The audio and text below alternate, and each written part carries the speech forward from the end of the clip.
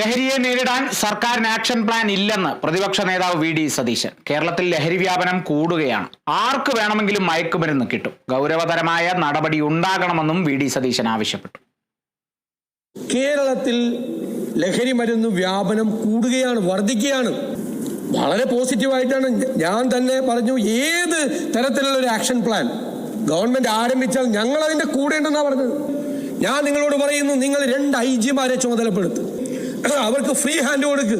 എന്നിട്ട് പിടിക്കുന്ന ഒരു 25 കേസ് നിങ്ങൾ പിടിക്കുന്നുണ്ടല്ലോ, പിടിച്ചാൽ അത് എവിടെ നിന്നാണ് വരുന്നത്, ആരാണ് ആ നെറ്റ്വർക്കിലുള്ളത്, ഈ കണ്ണി ഏതാണ്, കണക്ഷൻ ഉണ്ടല്ലോ, ഏറ്റവും കൂടുതൽ ഇത് എവിടെ നിന്ന് വരുന്നു, എവിടെ നിന്ന് കേരളത്തിലേക്ക് ഇത്രയും വലിയ ക്വാണ്ടിറ്റി വരുന്നു എന്ന് നിങ്ങൾ ഒരു 25 കേസിൽ പിടിച്ച് അവരെ അകത്താക്കിയാൽ ഞാൻ പറയും, സ്പിരിറ്റിൽ ഉണ്ടായതുപോലെ കേരളത്തിലേക്ക് ഡ്രഗ്സ് അയക്കണ്ട എന്ന് ഈ ഡ്രഗ്സ് ലോബി, ഈ ലഹരി മരുന്ന് മാഫിയ തീരുമാനിക്കും.